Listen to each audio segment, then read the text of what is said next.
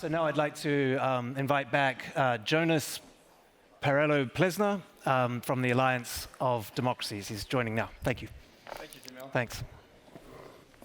And can I welcome to the stage Mantas Adomenas, Vice Minister of Foreign Affairs of Lithuania, Nicole Bibbins Sedaca, Executive Vice President of Freedom House, to this session here on resisting authoritarian pressure.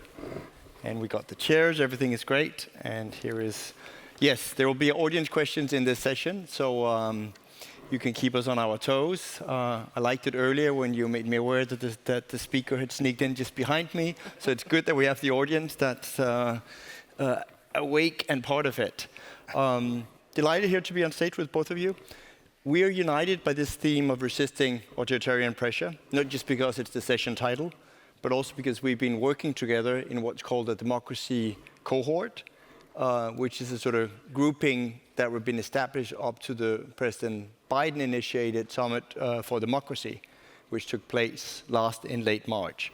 And these democracy cohorts are sort of small units, coalition of the willings, that bring in government, civil society organization, academia, and that's where we here decided to join arms, the government of Lithuania, Freedom House, the Alliance of Democracies, together. And I can just briefly mention, even though I'm mostly, of course, up here moderating, that what the Alliance of Democracies Foundation has been contributing in this cohort on resisting authoritarian pressure has been the whole question of an economic Article 5, whether we could build an instrument to counter authoritarian economic coercion, something that was modeled on NATO's Article 5, which our founder, Anders Fogh Rasmussen, you've also heard mention it in connection here with Liz Truss's discussion. And that would sort of transfer the same element of solidarity, the same element of deterrence into the economic realm. Because we've seen, particularly China, take action against Australia, against Taiwan, but also notably against Lithuania, something we'll come back to as well. Of these sort of cases of economic coercion. But we've done way more in our democracy cohort than just to respond to authoritarian economic coercion. So let me now turn to you, Mantas Adomenas. You've been a leading force behind the Lithuanian outreach to Taiwan, including the opening of the Taiwan representative in Vilnius, which infuriated Beijing. In our cohort, you and the Lithuanian government have been a leading force as well on political prisoners, showcasing a mural of Ales Bialiatski, a Belarusian human rights activist.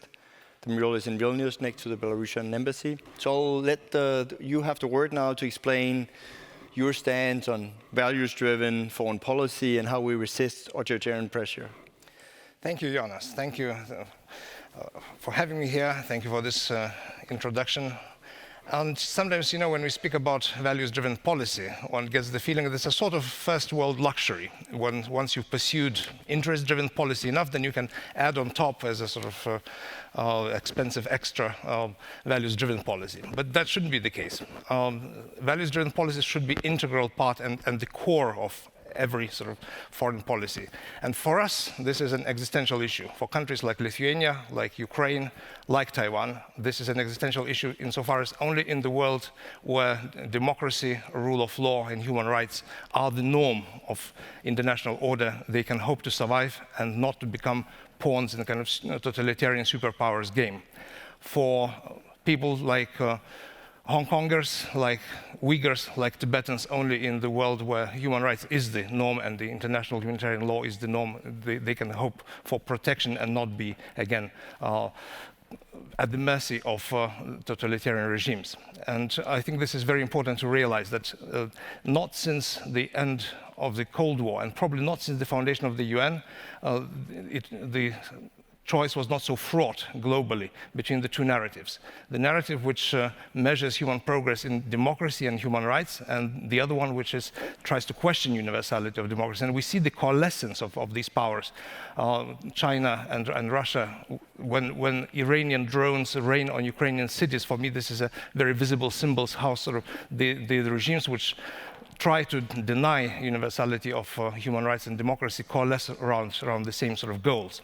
So this is it's a global issue, and it's going to be the defining issue for decades to come. And we cannot look at the values, at these fundamental values, as something which is just extra, something which is external. And we've been driving interest, motivated foreign policy too long with authoritarian regime. We handed so much leverage that actually now it's time to stop and to reclaim and to rearm.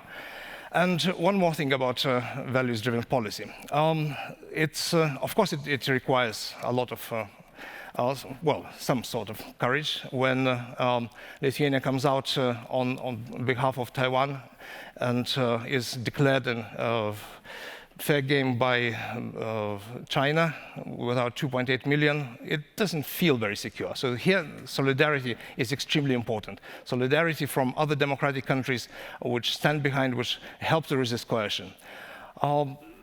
But sometimes in values-driven policy, we should be slightly lower than these very important words and values. I want to illustrate with the saying, rather immortal phrase by P.J. O'Rourke, that everyone wants to save the world, but nobody wants to help mother do the dishes. And a lot of, in values-driven policy, a lot is doing the dishes. And actually, when Lithuania becomes the target of China's economic coercion, well, we have to provide our businesses with diversification. We have to provide with alternative markets. We have to, help them to survive somehow. These are very concrete actions, and this is where Economic Article 5 is extremely important, and anti-coercion mechanisms. And we have to work on these technicalia, which are sometimes very technical. When we provide shelters to Belarusian and Russian activists in Lithuania, and believe me, with this very hand, I sign every week hundreds of applications. We have to work out algorithm, how to get them out of the country, how to save them from imprisonment or worse, how to provide them with travel documents. And this working algorithm is something which is not easy to obtain. When we host prominent opposition leaders like Svetlana Tikhanovskaya in Lithuania or Navalny's team, we have to make sure that they are not going to be attacked, that they are safe from transnational repression, and that's a lot of behind-the-scenes work. Likewise, political prisoners.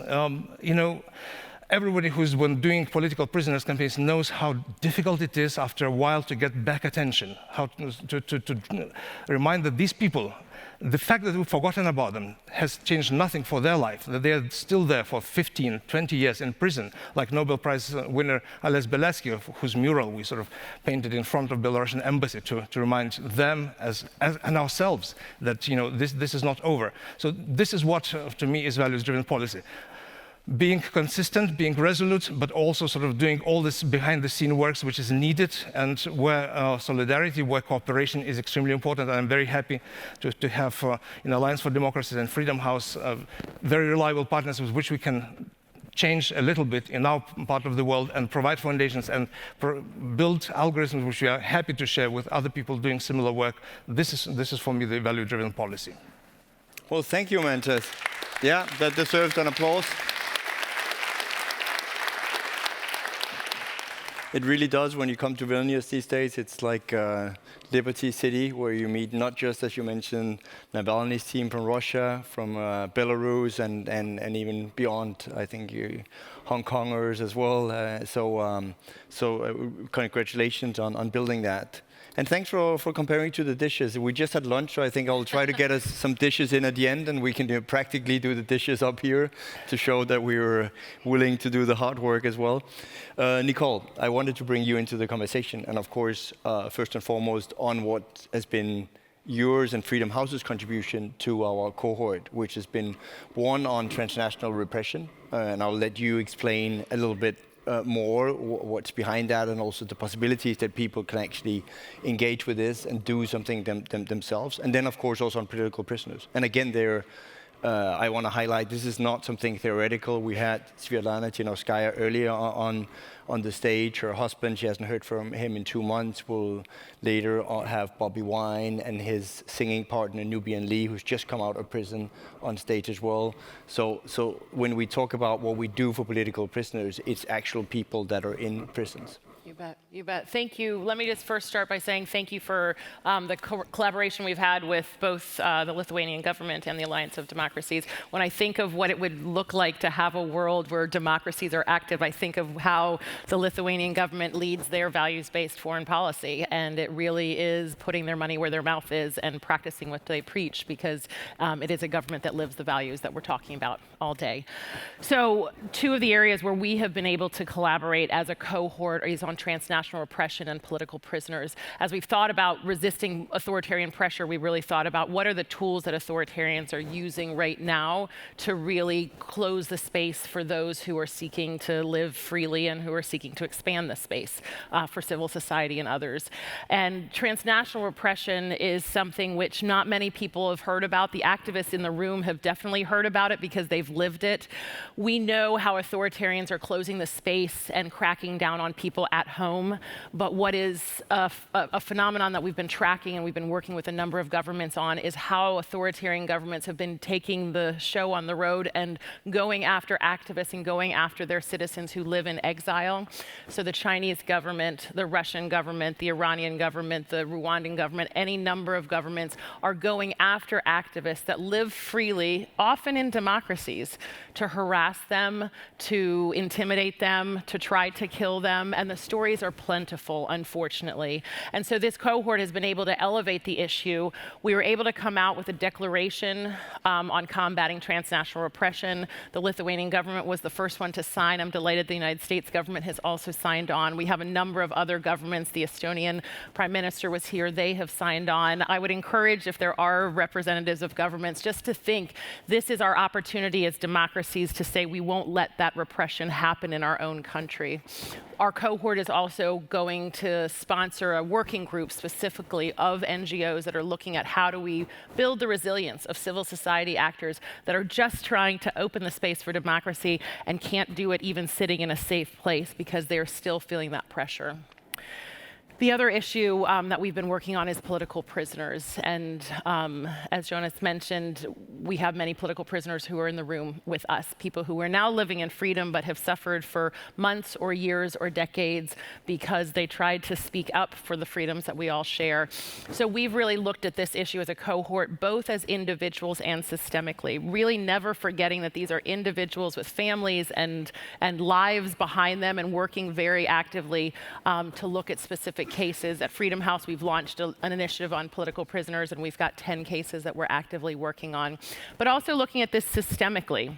Looking at this as an issue of how authoritarians are wielding this tool wisely to try and send a chill through activist communities and really silence people by saying this is what your fate will be. So we've been able to do that. We've worked with the Community of Democracies on a closed-door government session to really also bring to the fore what are some of those tools to get people out of prison, to be able to reunite people with their family and get them back in the fight. So there's quite a few things we've been doing, and it's just been great to have the partnership of both. No, I agree completely, Nicole. So we really enjoyed it.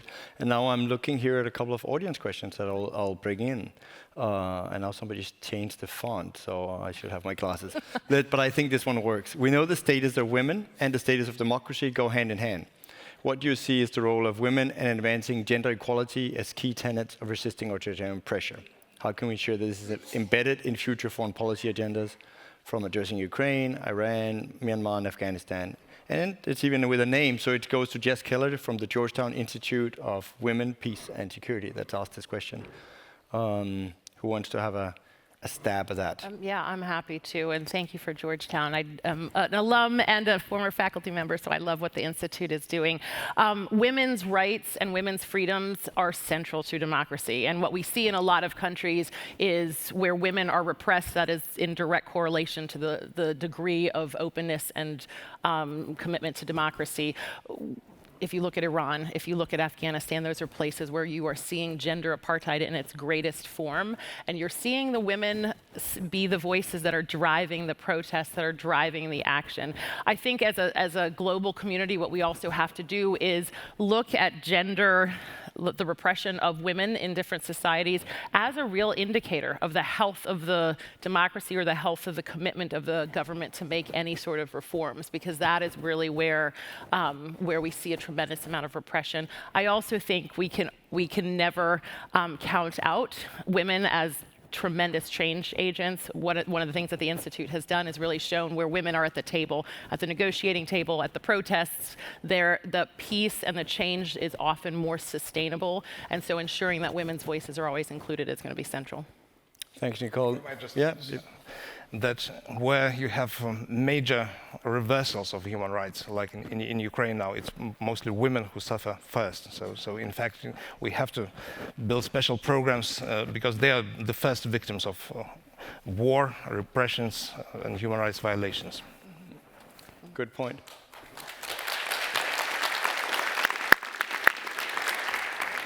Mantas, I have a question directly also to you. Do you trust the strength of the EU's recently adopted anti-coercion instrument? Is it strong enough to deter continued economic coercion by countries like China? That's very practical because that's what Lithuania is still exposed to. You could say you tried a little bit all the venues from WTO to, so I'd be very interested in your thoughts on this.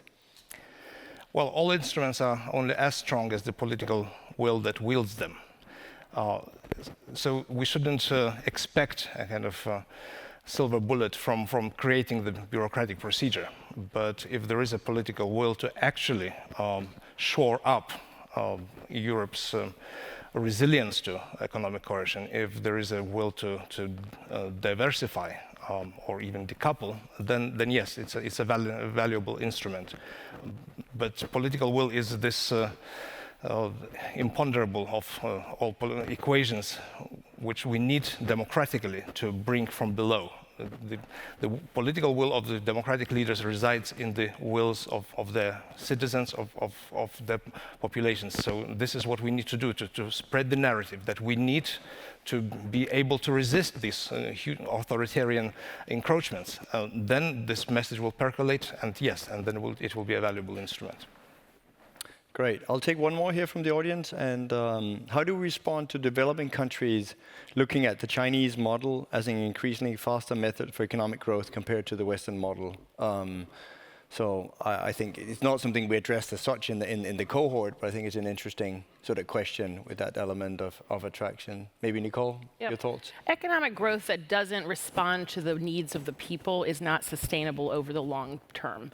And I think that, although it is often messier to do it through a democracy, because you have to talk to other people and you have to collaborate, I think people overestimate how sustainable economic growth can be if it is not responsive to the individual needs of the people. The other thing, what we're seeing is China is engaging economically in a lot of countries. They're not engaging in a humanitarian way to lift people out of poverty.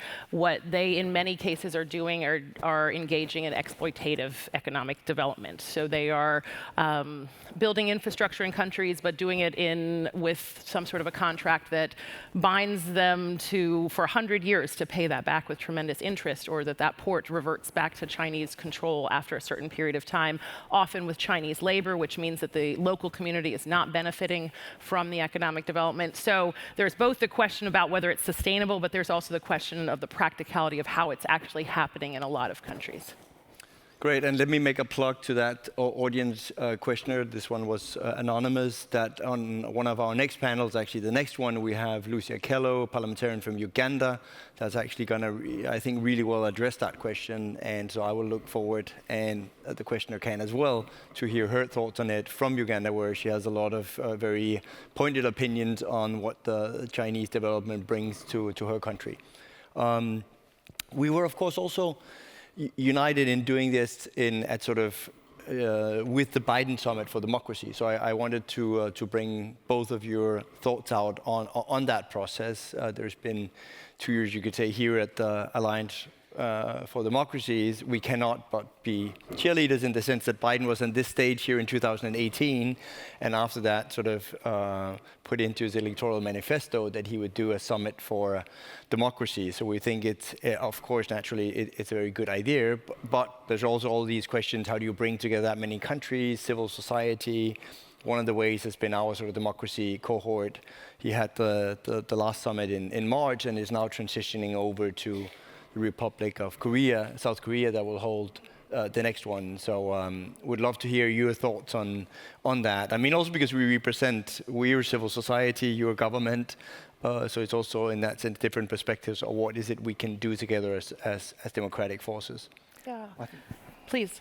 I think it's very important that it doesn't become just an occasional sort of gathering where we sort of backslap like-minded countries and praise each other for our sort of being good boys and girls, as it were, in the room. I think what it should do is set the global agenda really for seeing this, the overarching, the most fundamental trend of our times, this conflict between democracy and anti-democracy, and mobilize the democratic countries to actually not only shore up and reverse the democratic decline, but actually reverse the authoritarian encroachment and into the other direction. We have to be extremely strategic and kind of long-term perspective about it. And so this is where I see that we need to prepare for this new stage and use this summit to mobilize for strategic action. Liz Truss was speaking about seeing free and democratic China. Well, I don't believe this is beyond realm of possibility. But we have to raise it as a very concrete strategic step, just as in the sort of Cold War years, the defeat of the Soviet totalitarianism was a very sort of concrete policy goal. So now we have to sort of democratization of Russia, democratization of China. These have to be our strategic goals, and we have to work together how we can change that trend. And last thing, some time ago we stopped arguing for democracy. We have to renew democratic narrative. We have to again sort of learn, especially in the countries in the global south, especially in the countries which do not pertain to these two poles. We have to relearn how to defend our case that democracy is the system which brings most humane, most prosperous, and most sustainable society. Absolutely, I could not agree anymore. I mean, maybe just one interjection here is just for Mantas that you didn't mention that you've actually done this in practice as well, even though Lithuania, of course, doesn't have a long development assistance tradition in Africa. I was with you when you launched this little initiative on frontline democracies, and you brought in African democracies together with Namibia, Ghana, and others, precisely with that idea of saying we'll kind of foster this practically, this cooperation. It's a little bit harder sometimes in practice, as we tried at that meeting as well.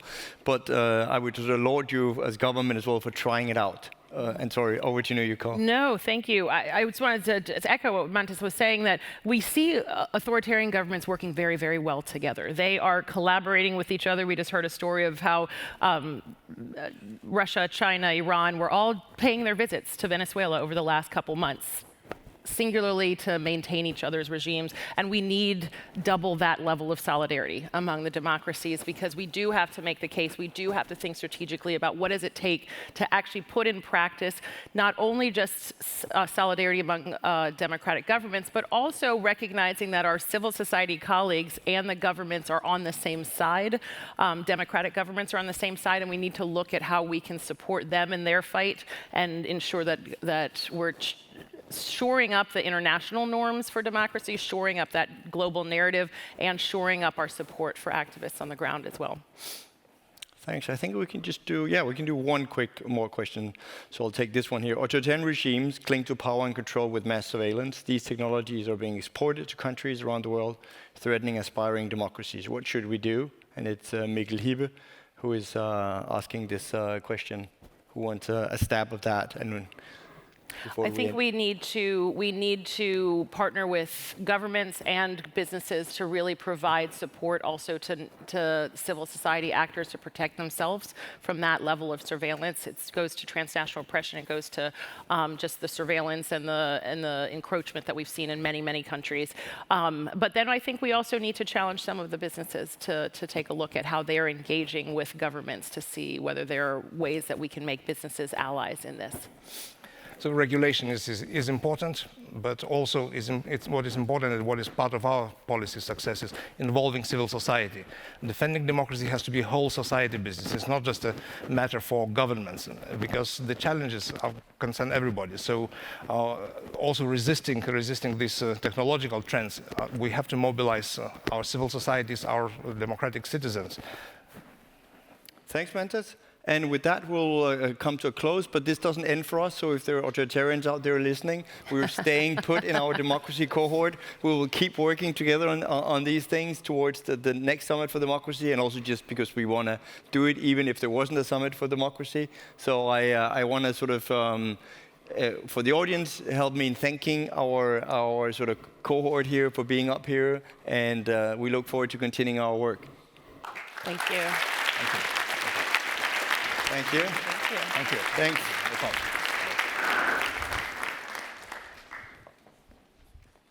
Whoops, and I am...